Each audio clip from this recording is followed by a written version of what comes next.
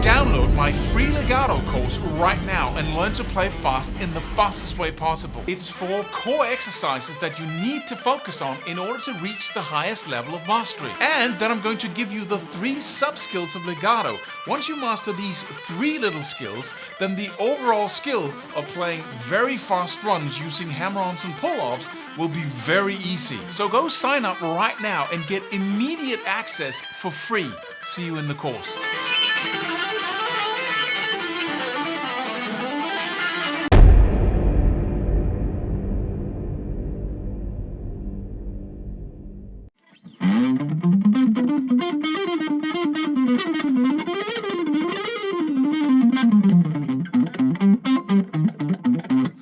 Hello, tendinitis is really a condition that you want to avoid at all costs, because once you have it, it's really hard to get rid of.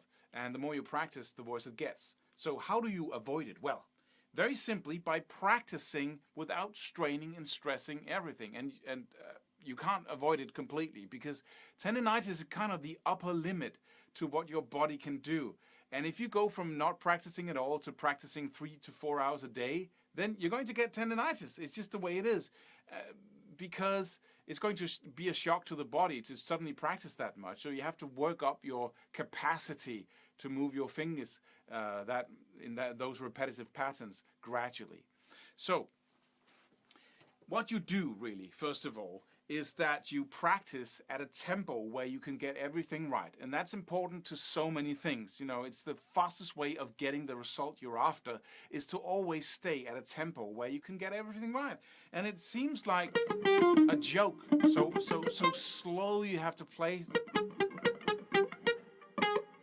to not get, to not have to have that feeling. Just do it at a tempo where it's easy. And if you stay there, it will gradually get easier and easier, and tempo will go up by itself.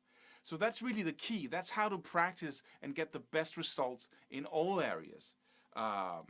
And it's how to avoid tendinitis. But once you get it, if you practice, as I said, 3 to 4 hours from not having practiced at all, or you just, you increase the amount of practice you do, and you do a lot of technique, a lot of repetitive patterns, then eventually you'll get tendinitis. And that's just your body saying, hey, that's all I can do. This is all the mileage I can take in a day. And so you stop immediately. Once you have the first signs of tendinitis and you learn what those are from getting tendinitis a couple of times, then you stop and you rest as much as possible. Now the discipline is to have it disappear as fast as possible.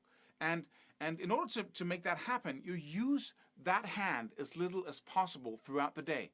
First of all, you buy one of these wristbands or just these things that you can put on your wrist that impairs the movement and its movement, and you can get those in leather and all kinds of materials. But the more they impair the movement, the better, because this is all about not using that hand almost completely. If you could just not use it at all, that would be perfect.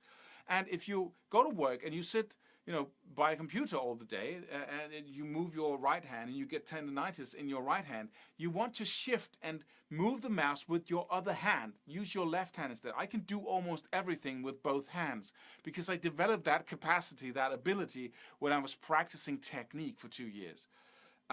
Because I realized that if I could just be completely passive with this hand, right, then it will heal at twice the tempo. So if I have a tendency, if I practice a lot and I have a tendency even to get tendinitis in this hand, what I want to do is I want to have that wrist thing, that wrist support on every day, 24/7, because I do not want to use this hand at all for anything else than practicing. So I might want to take it off when I'm practicing, put it on again. It also makes me remember not to use that hand very much when I do different stuff. So if I can use the other, I do it, right? So that's really the words on tendinitis. Use that hand as little as possible for anything during the day. Wear that. If you have a tendency to get that tendinitis feeling in your hand, then wear that all day, even if you don't have it, because it just it just gives you the opportunity to use the resources of that hand for practicing instead of moving the mouse or doing the dishes or whatever it is that you're using that hand for. So, and that's really important. Once you have tendinitis, you just have to wait it out. Simply, you have to use it as little as possible, and then you can't start playing and practicing and putting strain on that hand until it's almost gone or completely gone. So stay away from even getting it by pulling back as soon as you get it, and then just decreasing the amount of hours you practice, and putting that wrist support on right away, and then just have it be on there, even though you don't have tendonitis, just so you're sure that you're using it as little as possible and you can use it instead for practicing, right? So those are the words. That's how you stay out of it. So have fun with it. Go download my free legato course right now and learn to play fast in the fastest way possible. It's 4 core exercises that you need to focus on in order to reach the highest level of mastery. And then I'm going to give you the 3 sub-skills of legato. Once you master these 3 little skills, then the overall skill of playing very fast runs using hammer-ons and pull-offs will be very easy. So go sign up right now and get immediate access for free. See you in the course.